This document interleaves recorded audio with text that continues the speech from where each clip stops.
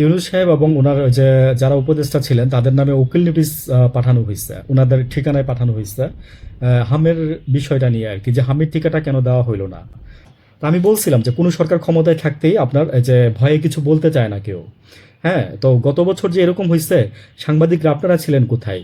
তারপর হচ্ছে ইউনূস সাহেব না হয় ওই মহিলা না হয় স্বাস্থ্য বুঝে না, তো ওই মহিলা কি মানে ওই মহিলার নিচেও কি কেউ ছিল না বা উপরে কেউ ছিল না যে বলার দরকার ছিল যে যে আপনার যে হামের টিকা দিতে হবে।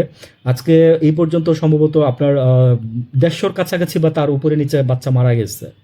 আল্লাহ ওদেরকে ব্যস্ত নসিব করুক। মানে দেখলে মায়া লাগে, কষ্ট লাগে। আর কাকে দোষ দিব ভাই? যে বললাম না যে এই যে নসিবরে দোষ দেওয়া যায়, আর এই যে এক দোষ দিলে এই যে মানে আমাদের গভর্নমেন্টকে দেওয়া যায়। গভর্নমেন্ট মানে আমাদের যেই পরিচালনা পদ্ধতি যারা করতেছে এগুলা, সব গভর্নমেন্টই তো, কোনো গভর্নমেন্ট ধোয়া তুলসী পাতা না। আমি বললাম না যে এই সরকার ক্ষমতায় থাকতে তার নামে কেউ কিছু বলার সাহস পায় না। এখনও এই যে বিএনপি সরকারের নামে কেউ কিছু বলতে পারতেছে না। বললে কি করবে? আপনারা বাগে ধরবে। হুম। তো এখন কথা হচ্ছে যে আপনি এই যে যাবেন, তারপরে আবার আপনারা নিয়ে বলবে। এটাই নিয়ম, এটাই সিস্টেম। তো আমি এখন অন্তর্বর্তীকালীন সরকারের দেখেন অনেক দোষ বেরোচ্ছে, অনেক দোষ বেরোচ্ছে। দোষগুলোর মধ্যে মনে করেন যে সবচেয়ে বড় দোষ হচ্ছে যেটা ইউনূস সরকার তড়িঘড়ি করে কেন এই যে 3 দিন আগে এতগুলো আপনার এই যে আমেরিকার সাথে এতগুলো চুক্তি করলো, তারপর হচ্ছে এতগুলো কেন বাণিজ্য করলো, এতগুলো এই যে বোয়িং বিমান কিনবে, এই সে অনেক কিছু আছে। আর এটার সব কিছুর, এবং শুধু তাই না, এবং দেখছে যে এইগুলোর মূলে আসলে একজন নায়ক আছে, একজন নায়ক আছে।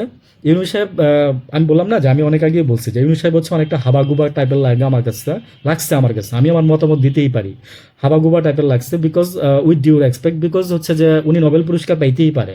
উনি ওই যে 12 মাসে 13 বার উনি বিদেশ গেছে, ওনার প্লেনে না উঠলে নাকি ওনার ভালো লাগে না। তো অনেক কথা আছে ভাই, খারাপভাবে বললে অনেক কথা বলা যায়। আমি ওনাকে সম্মান নিয়ে বলতেছি কথাগুলো, যে উনি আরও কি কি করছে দেখেন। যে উনি আপনার ওই যে কতগুলো ওনার ওই যে মামলাগুলো খালাস হয়ে গেল অটোমেটিক্যালি। তারপরে হচ্ছে উনি যমুনাতে থাকলো 28 তারিখ পর্যন্ত। এখন উনি কোথায় আছে জানে না। তারপরে উনি এখন ওই যে র্যাব, যে র্যাব তো এখন এসআইএফ এর সুবিধা নিয়ে উনি এখন থাকতেছে। তো এখন ওনার নামে আবার কেউ ওই যে আর মানে উপদেষ্টাদের সহ, উপদেষ্টা কয়জন ছিল? 38 জন কি ছিল? সবার নামে সহ ওই যে একজন আপনার আদালতে যেন রিট করছে যেন কেউ যেন বাইরে যেতে না পারে, কেউ যেন বাহিরে যেতে না পারে, উইথ মানে ইউনূস সাহেব সহ। এখন কথা হচ্ছে যে এই যে মানে আমার কথা হচ্ছে যে বলছি না যে এক লুমও দুর্নীতি করবেন না যখন ক্ষমতায় থাকবেন। এই যে দেখেন একটা লুমই আপনাকে পেয়ে বসছে। ভালো থাকবেন সবাই, আসসালামু আলাইকুম।